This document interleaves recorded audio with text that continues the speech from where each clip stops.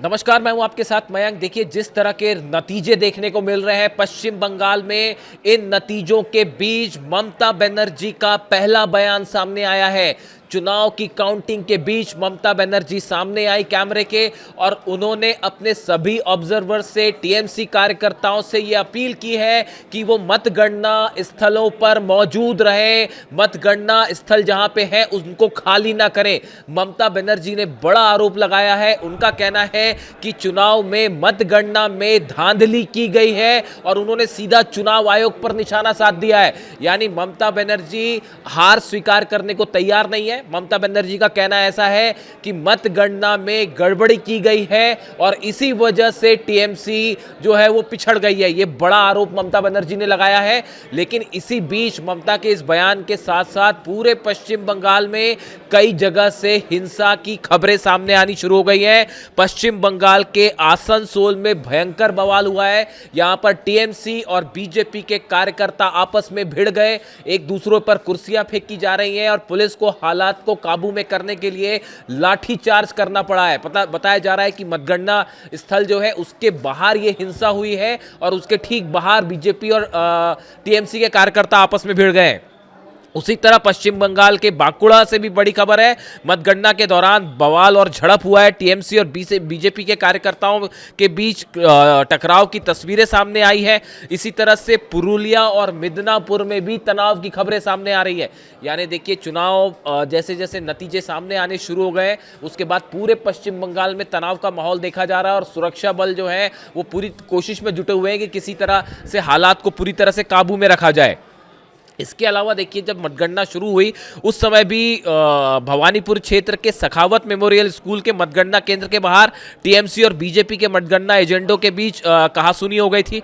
TMC agents का कहना था कि हमें फाइल या कलम अंदर ले जाने की इजाज़त नहीं है, लेकिन बीजेपी के चुनाव एजेंट को अंदर ले जाने दिया जा रहा है। इस तरह के आरोप लगाए गए। उसके बाद जो है बीजेपी और टीएमसी के कार्यकर्ता वहां भी आमने सामने हो गए। यानी भवानीपुर में भी जो है वो तनाव देखा जा रहा है। इसी बीच कोलकाता पुलिस ने एडवाइजरी जारी कर दी है कि जब तक उनकी इजाज़त ना हो उसके बिना पश्चिम बंगाल में, पूरे पश्चिम बंगाल में, कोलकाता में किसी तरह का जीत का जुलूस ना निकाला जाए, किसी तरह की कोई रैली ना की जाए। जीत के लिए जो है किसी तरह के कोई रैली ना हो या जुलूस ना हो, वरना हालात बिगड़ सकते हैं, और बिना पुलिस की परमिशन के किसी भी तरह का कोई विजय जुलूस निकालने की इजाज़त नहीं है। यानी देखिए, एक तरफ ममता बनर्जी का बयान सामने आया है जिसमें वो नतीजों पर सवाल उठा रही हैं, बेहद गुस्से में दिखाई दे रही थी ममता बनर्जी, और उसके बाद बंगाल में कई जगह से जो है वो हिंसा की खबरें और तनाव की खबरें भी सामने आनी शुरू हो गई है। इस बीच जो नतीजे सामने हैं उसमें बीजेपी को एक बहुत बड़ी जीत होती दिखाई दे रही है। সবাইকে নমস্কার জানিয়ে বলছি, প্লিজ দয়া করে কেউ কাউন্টিং এজেন্টরা এবং প্রার্থী ক্যান্ডিডেটরা তারা ভোটিং এলাকা ছেড়ে আসবেন না। স্ট্রং রুমে যেখানে কাউন্টিং হচ্ছে, মানে সেন্টারে, সেখান ছেড়ে কেউ আসবেন না। এটা বিজেপির প্ল্যান। প্রথম 2-3 রাউন্ডে আমি কালকে থেকেই বলছি যে ওদেরগুলো আগে দেখাবে, আমাদেরগুলো পরে দেখাবে। এবং অনেক জায়গায় 2-3 রাউন্ড কাউন্টিং করার পরে প্রায় 100টা জায়গায় কাউন্টিং বন্ধ করে রেখে দিয়েছে। এবং কল্যাণীতে ধরা পড়েছে 7টা মেশিন, যেখানে কোনো মিল নেই।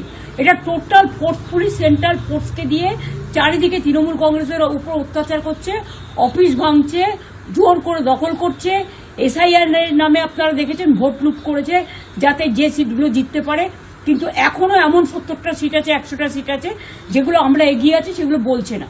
টোটালটাই মিথ্যে নিউজ খাওয়াচ্ছে। আগে ডিআইসিও এই খবরগুলো দিত, কিন্তু তাকে কালকে চেঞ্জ করে দেওয়া হয়েছে।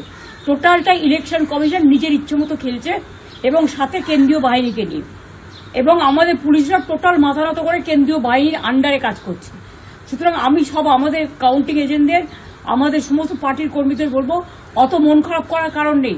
আমি বলেছিলাম সূর্যাস্তের পরে আপনারা জিতবেন। 3 রাউন্ড 4 রাউন্ড কাউন্ট হলেও এটা 14 রাউন্ড থেকে 18 রাউন্ড কাউন্ট হয়, তখন আপনারা জিতবেন। Wait and see, watch. আমরা সবাই আপনাদের সাথে আছি, আপনারা কেউ ভয় পাবেন না, নিশ্চিন্তে থাকুন। আবার বাঘের বাচ্চার মতো লড়াই করে যাব।